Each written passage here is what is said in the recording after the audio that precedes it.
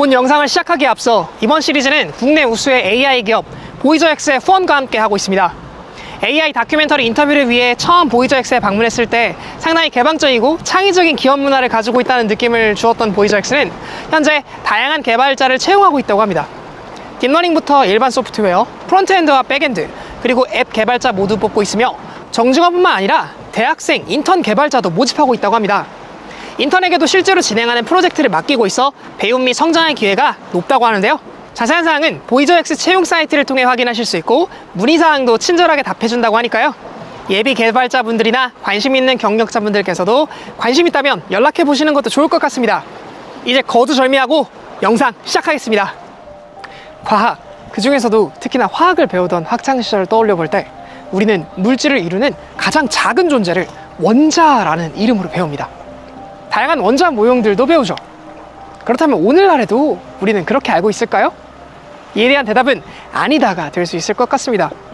왜냐하면 우리는 원자핵과 전자라는 것도 알고 있거든요. 그리고 그보다 더 작은 쿼크라는 존재도 알고 있습니다. 아주 오랜 옛날부터 세상을 이루는 근원이 무엇인가를 궁금해하는 사람들이 있었습니다. 그들의 호기심과 의지는 세대를 거듭하고 시대가 지나면서도 계속 이어져 오늘날 물리학에서의 표준 모형을 만들고 이를 이루는 기본 입자라는 것들을 발견해낼 수 있는 주요한 원동력이 되었습니다. 그런데 조금 놀라운 것은 오늘날의 과학기술로도 그 존재를 실시간으로 제대로 들여다볼 수 없는 원자라는 존재를 지금으로부터 약 100년 전의 과학자들은 생각해냈고 연구 대상으로 삼았다는 것입니다. 이 이야기는 바로 그 시점으로부터 시작됩니다. 현대물리학의 최전선에 있는 실험장치가 있습니다. 스위스 제네바에 위치하고 있는 LHC라는 이름의 이 장치는 원자 분쇄기라는 애칭을 가지고 있죠. 이런 애칭은 아마 이 실험장치가 하는 일 때문이라고 생각되는데 사실은 그보다 더 작은 것을 부수는 장치입니다. 원자를 부수는 것보다 훨씬 강력한 이 실험장치의 아이디어는 과거 양자역학의 세계를 연구하던 한 사람의 과학자로부터 시작합니다. 어니스트 러더퍼드. 지금으로부터 약 100년 전 그는 알파 입자라고 불리는 물질로 질소를 때리는 실험을 진행했습니다. 이 실험에서 그는 질소로부터 산소 원자와 수소 원자를 얻어내는데 성공했습니다. 물질이 다른 물질로 바뀌는 흡사 연금술을 생각나게 하는 이 실험은 모든 것을 이루고 있다고 여겨지는 원자가 변할 수도 있다는 것을 적나라하게 보여주었습니다. 사실 원자 분쇄기라는 말이 더 어울리는 실험장치는 원자력 발전에 이용되는 핵 분열 원자로일 것입니다. 여기에서는 우라늄 원자의 중성자가 충돌해 우라늄 원자를 서로 다른 두 개의 원자로 쪼개면서 그 쪼개짐에서 발생하는 열을 이용해 물을 데우고 그때 발생하는 증기를 이용해 터빈을 돌려 전기를 생산합니다. 원자로부터 나오는 에너지를 인류가 생산적이고 평화적으로 사용한 최초의 사례라고 할 수 있는 원자력 발전은 사실 맨해튼 프로젝트의 과정 속에서 그 과학적인 토대가 마련되었습니다. 원자를 분쇄시키면서 발생되는 에너지를 폭탄처럼 사용하기 위해 연구되었던 것이죠.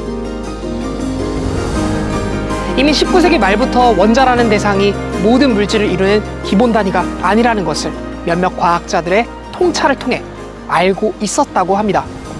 그러나 원자가 처음 등장했을 때만 하더라도 더 이상 쪼개지지 않는 물질의 근원으로 여겨졌었던 그런 때가 있었습니다. 모든 것들이 무엇으로 이루어졌을까에 관한 상상은 아주 오래된 과거로부터 이어져 왔는데 문헌의 기록상 기원전 6세기의 탈레스로부터 주장된 모든 만물은 물로 이루어졌다는 이론론이 가장 최초의 주장으로 알려져 있습니다. 당시 고대 그리스는 자연에서 찾을 수 있는 기본적인 원소로 세상의 근원을 설명하고자 했으나 동시대에 활동했던 데모크리투스라는 철학자의 생각은 조금 달라 보였습니다. 그는 수학에서 이야기하는 점의 개념을 떠올리면서 점이란 부피가 없는 것이므로 물질을 무한번 쪼갰을 때 만약 물질이 점이 되어버린다면 부피를 가질 수 없다는 상상을 통해 모든 물질이 아주 작지만 한 개의 부피를 가지는 어떠한 존재가 된다는 생각을 떠올렸습니다. 이렇게 떠올리게 된 존재가 바로 원자의 기본 아이디어로 알려져 있습니다. 이를 데모크리토스의 원자론이라고 이야기합니다. 철학적인 사고로부터 등장한 이 원자라는 존재는 그의 전제로 들여다볼 때 더 이상 쪼개지지 않아야만 합니다. 데모크리토스의 원자가 철학적으로 물질의 근원을 설명했다면 이를 과학의 도마 위에 올리면서 좀 더 실용적으로 사용한 과학자가 있었습니다. 바로 영국의 기상학자이자 화학자 존 돌턴입니다. 당시 화학의 주된 연구 방법은 물질과 물질 사이의 반응을 통한 화합 또는 분리를 통해 새로운 물질들을 찾아내고 그것들을 분류하는 작업이었습니다. 돌턴 또한 여러 물질들을 대상으로 그러한 작업을 이행했었는데, 이러한 작업의 토대에는 선대 과학자였던 화학자 라부아지에의 업적이 큰 토대로 작용했을 것입니다. 프랑스의 화학자였던 라부아지에는 물이 산소와 수소로 이루어졌다는 것을 발견해낸 것으로 알려진 뛰어난 실험 능력과 직관적 재능의 과학자였습니다. 그는 금속이 녹쓰는 과정과 물질이 불에 타는 과정 모두 산소 기체와 연관이 있다는 것을 알아낸 것으로도 유명한데, 이를 통해 최초의 산화, 즉 산소가 물체에 달라붙는 현상을 발견해냄으로써 물질이 반응할 때는 반응 전과 반응 후의 물질의 양이 동일하다는 질량 보존의 법칙을 주장하였습니다. 또 물질의 반응은 아무렇게나 이루어지는 것이 아니라 일정한 규칙과 특정한 양만큼 딱 알맞게 반응한다는 사실 또한 실험을 통해 알아냈습니다. 이것은 곧 조제프 루이 프루스트에 의해서 좀 더 구체화되어 화합물의 구성 물질의 양은 항상 일정한 비율로만 결합한다는 일정 성분비의 법칙으로 체계화되었죠. 당대 많은 화학자들의 무수한 실험 결과로부터 만들어진 이 두 가지의 법칙이 돌턴에게 영감을 주었고, 그는 이것을 잘 설명하기 위해 데모크리토스의 원자론을 가져옵니다. 당시 발견되어 분류된 많은 수의 원소라는 존재들이 더 이상 쪼개지지 않을 정도로 작은 상태의 단위로 존재한다면 이 질량 보존의 법칙과 일정 성분비의 법칙을 잘 따르면서 물질의 반응을 잘 설명할 수 있는 모델을 만들어낼 수 있었던 것입니다. 돌턴은 이를 토대로 원자라는 존재를 수면 위로 떠올립니다. 산소와 수소가 반응할 때 그냥 막연하게 반응하는 것이 아니라 산소 원자와 수소 원자가 하나하나 결합하여 물을 만들게 되며, 이렇게 모든 물질은 원자 단위의 일정한 비율로 반응한다는 것입니다. 이처럼 돌턴은 실제로 관찰을 통해 원자의 존재를 보지 않은 상태에서 필요에 의해 원자를 상정하고 이를 적용하였기 때문에 당시 과학자들의 원자라는 존재에 대한 견해는 자연스럽게 부정적일 수밖에 없었습니다. 심지어 노벨 화학상을 수상했던 화학자인 빌헬름 오스트발트는 당시 화학 교과서에서 원자라는 존재를 지워버려야 한다고 주장했고, 이를 실제로 이행했던 것으로도 유명하죠.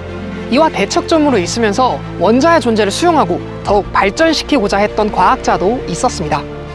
이탈리아의 과학자 아마데오 아보가드로는 돌턴의 원자론을 비판적으로 받아들이면서도 대부분의 기체는 원자가 두 개가 붙은 상태로 존재한다는 것을 산소와 수소의 반응비로서 유추해냄으로써 최초의 분자라는 개념을 정립하였죠.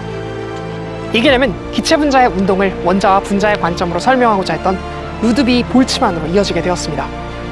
당시 학계로부터는 대단히 받아들여지지 않던 주장이었지만 말입니다. 다음 과학 후기 화학사 이야기는 바로 여기서부터 출발합니다.